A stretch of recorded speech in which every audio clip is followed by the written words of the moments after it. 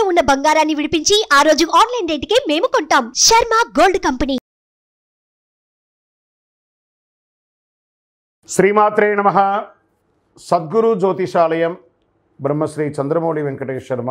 ఈరోజు మనం చెప్పుకోబోయే ఒక ముఖ్యమైనటువంటి విషయం ఏమంటే, చాలామందికి ఒక భయం, శని భగవానుడు అంటే ఒక భయం. శని వక్రగతి అనేది అవుతుంది. ఇది వచ్చి రెగ్యులర్ ప్రాసెస్ అండి. మనం ఇదివరకు కూడా ఈ పంచగ్రహ కుటుంబం గురించి చెప్పాము. అలా అయిపోతుంది, ఇలా అయిపోతుంది అంటే దానికి మనం ఒక వీడియో ఇచ్చాం. చాలామంది పాజిటివ్గా దానికి రెస్పాండ్ అయ్యారు. ఇవన్నీ కూడా రొటీన్ లైఫ్లో జరుగుతున్నట్టు చూడండి. మేము జూన్ నెల ఇచ్చాం, మే నెల ఇచ్చాం, ఏప్రిల్ నెల ఇచ్చాం, మార్చి నెల ఇచ్చాం, ఇప్పుడు జూలై నెల కూడా ఇవ్వబోతున్నాం. ఇదన్నీ రొటీన్. అలాగే శని కూడా తన యొక్క గమనంలో ఇదొక రొటీన్ జర్నీ అనమాట. శని వక్రగతి ఆ తిరోగమనాన్ని ఎలా చెప్తున్నా అంటే, జ్యోతిష్ శాస్త్ర ప్రకారం కర్మ ప్రకారం ఫలితాలను ప్రసాదించేవాడు మరియు న్యాయాధిపతి అయినటువంటి వాడే శనేశ్వరుడు. శని ఈశ్వర శబ్దం కలిగిన వాడు. ఏ దేవుడికి కూడా ఈశ్వర శబ్దం రాలేదు, ఈయనకి మాత్రం శనేశ్వరుడు అని పేరు వచ్చింది. 30 సంవత్సరాల తర్వాత తన సొంత రాశి అయినటువంటి కుంభరాశిలో వక్ర నివృత్తిని పొందుతున్నారు ఈయన. ఇది ఎంతో ఒక విశేషమైనటువంటి విషయం అండి. దానివల్ల 2024లో కొన్ని రాశుల వారిపై ప్రత్యేక వరాలను కురిపిస్తున్నారు. కొన్ని రాశులకి అదృష్టాన్ని కలిగిస్తున్నారు, కొన్ని రాశులకి యాజ్ ఇట్ ఈస్ రొటీన్గా చేస్తున్నారు. అలాగే సంపదలో అపారమైనటువంటి పెరుగుదల ఉంటుంది ఈ యొక్క శని వక్రగతిలో. ఏ అదృష్ట రాశి వారికి దీనివల్ల ప్రయోజనం కలుగుతుందో తెలుసుకుందాం. శని వక్రగతి సంచారం 2024 6 రాశులకి జీవితంలో ఆకస్మిక మార్పు. కుంభరాశిలో సంచరిస్తున్న శనిగ్రహం జూలై నుండి నవంబర్ వరకు ఎవరి జీవితంలో ఏ మార్పులు ఉన్నాయో కూడా చూద్దాం. శని 2.5 సంవత్సరాల పాటు రాశిలో ఉండి సంవత్సరానికి ఒక్కసారి సంచరిస్తారు. సూర్యుడు 5వ ఇంటిని శనిని సంక్రమించినప్పుడు వక్రాన్ని పొంది 9వ ఇంటికి సూర్యుడు వచ్చినప్పుడు వక్ర దోష నివృత్తి జరుగుతుంది. అంటే జూన్ 29న శని వక్రకాలం ప్రారంభమయ్యి నవంబర్ 15న ముగుస్తుంది.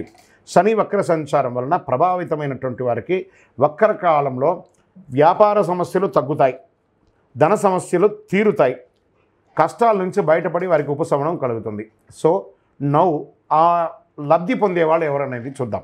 జ్యోతిషాస్త్రరీత్యా ద్వాదశ రాశుల్లో 6వ రాశి అయినటువంటి కన్యా రాశి మిత్రులారా, మీరు ఉత్తరా నక్షత్రం 2, 3, 4 పాదాలు, హస్తా నక్షత్రం 1, 2, 3, 4 పాదాలు, చిత్తా నక్షత్రం 1, 2 పాదాలకి జన్మించిన మీరు కన్యా రాశి వారిగా పరిగణించబడుతున్నారు.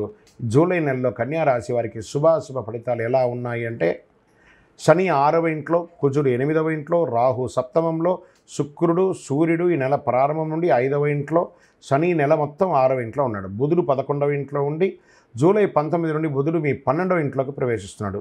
8వ ఇంట్లో కుజుడు. ఈ గ్రహాలంతా కూడా ఈ నెల ఇలా ఉంది. కన్యారాశి మిత్రులారా, ఆదాయం గణనీయంగా పెరుగుతుంది. మీకు శని తిరోగమనం కూడా చాలా లాభిస్తూ ఉంటుంది. మనం ఇదివరకు వీడియోలో చెప్పుకున్నాము, చూడండి.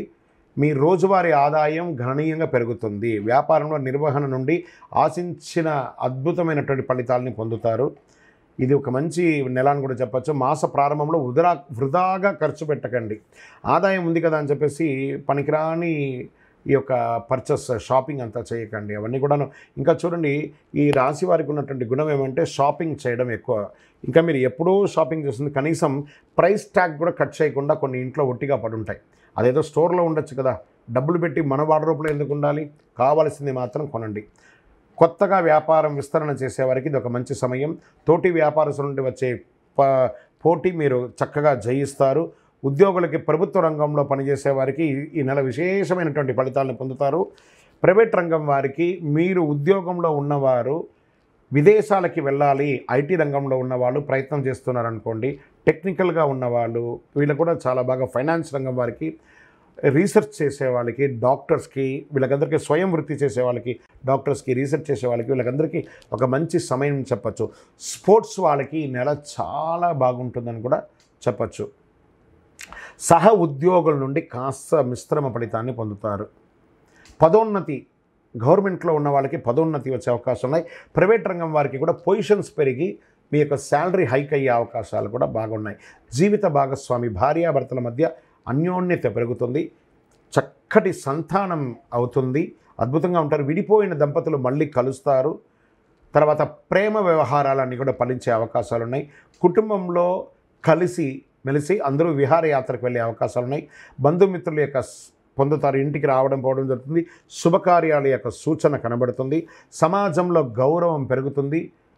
మహిళలు ఉద్యోగ వ్యాపారం చేసే వాళ్ళకి చాలా అద్భుతంగా ఉంటుందని కూడా చెప్పచ్చు. ప్రమోషన్స్ కూడా వచ్చే అవకాశాలు ఉన్నాయి.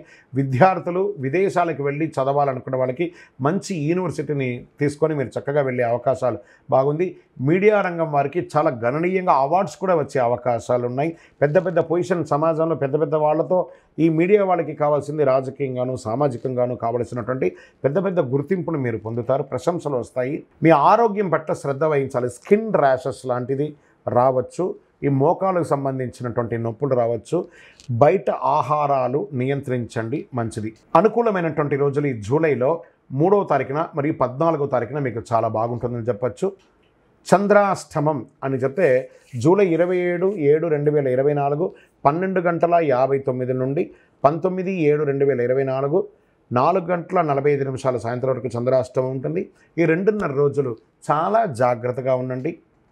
శనివారాల్లో ఆంజనేయ స్వామి వారికి తమలపాకుతో పూజ చేయండి. హనుమాన్ చాలీసా పారాయణం చేయండి. అదృష్టం కలిగించే నెంబర్ ఈ నెల 9 అని చెప్పచ్చు. కరుంగాళి మాలను ధరించడానికి ప్రయత్నించండి. చక్రాస్ అన్ని యాక్టివేట్ అయ్యి ఆరోగ్యవంతులుగా ఉంటారు. ఇంకను మీ యొక్క వ్యక్తిగత జాతకం తెలుసుకోవాలనుకుంటే మీ పరిసర ప్రాంతాల్లో ఉన్నటువంటి గురువుని సంప్రదించి మీ యొక్క సంపూర్ణ జాతకాన్ని తెలుసుకోండి. లేదా మా ద్వారా తెలుసుకోవాలనుకుంటున్నారా, ఈ కింద నెంబర్కి మీ పేరు, date of birth, time of birth, place of birth WhatsApp చేయండి.